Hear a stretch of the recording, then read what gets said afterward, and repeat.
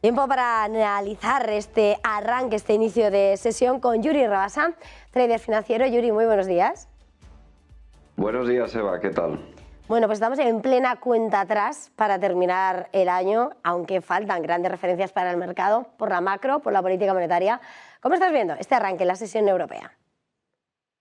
Bueno, pues estamos viendo que arrancamos la semana en los mercados financieros con un sentimiento mixto, que viene marcado por esa combinación entre tensiones geopolíticas, movimientos significativos en activos clave, que ahora veremos, y expectativas de decisiones económicas pues cruciales, ¿no?, de cara a final de año.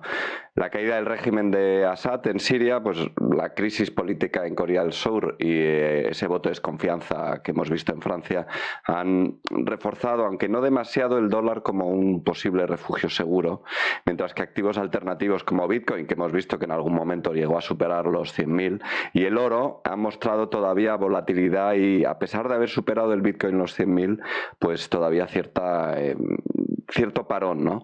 En el corto plazo, todas las miradas van a estar puestas en esos datos de inflación que esperamos de Estados Unidos y en las decisiones de bancos centrales clave, como son la FED y el BCE, ¿no? El BCE esta semana y la FED la semana que viene. Estas reuniones van a definir lo que va a ser el rumbo de las tasas de interés de cara a final de año, pero también de cara a principios de año, en un entorno donde el mercado pues sigue ajustando sus carteras, sigue ajustándose a estas nuevas narrativas de política monetaria, ¿no? De cara a lo que queda de fin de año, al cierre del 2024, las expectativas del mercado pues apuntan a un mercado que continuará operando entre estas tensiones geopolíticas y los ajustes monetarios, ¿no?, con menores tasas de interés. Pero el verdadero reto va a estar pendiente en el 2025, ¿no? El mercado ya está empezando a pensar en el 2025, donde se espera que se moderen los rendimientos de los grandes índices, que parece que en algunos aspectos, sobre todo el S&P 500, parece que está demasiado sobreextendido, con unos ratios respecto a los bonos demasiado elevados y un foco renovado en sectores más defensivos, como pueden ser acciones de dividendos, acciones incluso de menor capitalización bursátil que empiezan a asomar el cuello con fuerza respecto a esas grandes empresas del S&P 500, y todo esto en contraste con la volatilidad de algunos activos especulativos como el Bitcoin, ¿no? En este contexto, los inversores deberán estar pendientes de equilibrar estas estrategias de refugio con estas oportunidades selectivas, ¿no?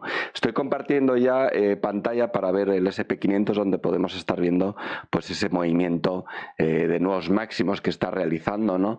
Muy paradito en los últimos días, precisamente por ese ese día de Acción de Gracias que hemos vivido, que baja bastante el volumen.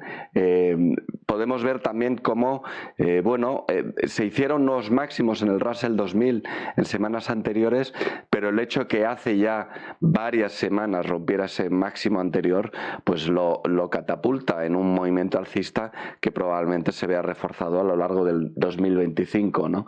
Por parte de Europa, ese movimiento impulsivo que estamos viendo con fuerza en el DAX, que rompió el máximo y que también hemos visto en el IBEX 35, aunque con algo más de timidez en el IBEX 35, probablemente se deba más ese ajuste de expectativas con lo que se va produciendo con las nuevas bajadas de interés, de tipos de interés, más que por las expectativas de lo que va a ser la economía europea y con esos riesgos políticos o esa inestabilidad política que estamos viendo en Alemania y Francia, en un momento en el que precisamente Europa necesita decisiones y líderes potentes, ¿no?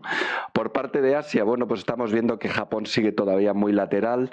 China también algo indeciso, aunque con ese movimiento importante en el día de hoy alcista.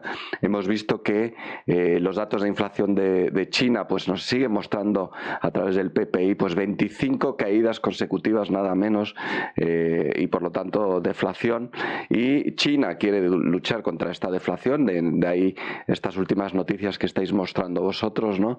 Hay débil demanda interna, la crisis inmobiliaria y esa débil demanda interna están frenando la recuperación y el mercado está pendiente de más estímulos que vayan directamente a los hogares y al sector inmobiliario, ¿no?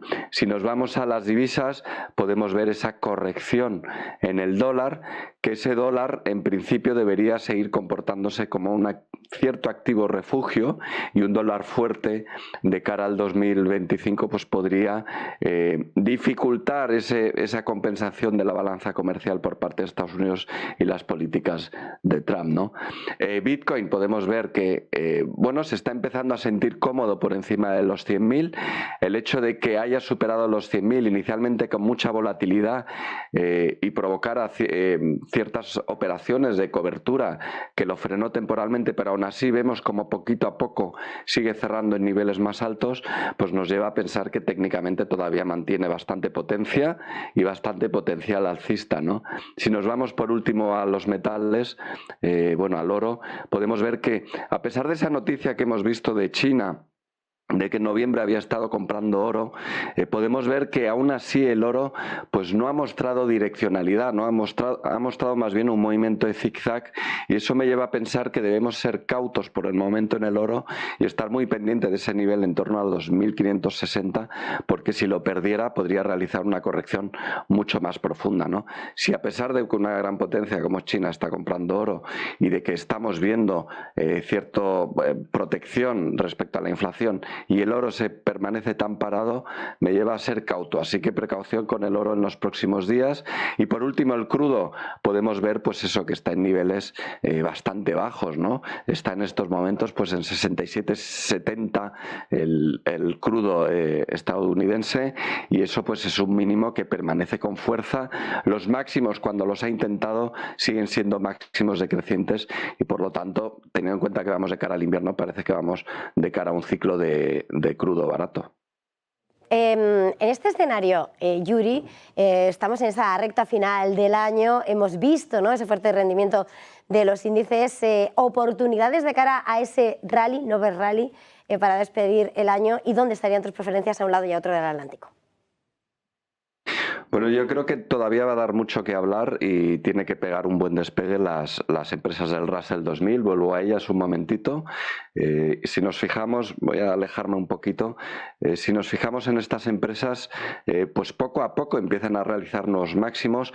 El hecho de que las políticas fiscales de cara al 2025 incentiven lo que, según el programa electoral de Donald Trump, lleve a nuevas bajadas de impuestos, especialmente en empresas que produzcan sobre todo en Estados Unidos, pues puede que favorezca más este tipo de acciones, que durante el 2024 no se vieron tan favorecidas. Es decir, la bolsa americana en el 2024 subió con fuerza, pero sobre todo por las grandes 5, ¿no?, por las empresas fuertes americanas, las tecnológicas y demás, y las industriales.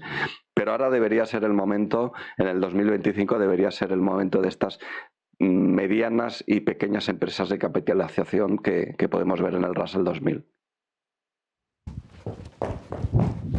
Pues Yuri Rabasa, en este contexto, antes de terminar, muchísimas gracias por este tiempo de análisis. Feliz jornada, feliz negocio. Feliz semana, que vaya bien.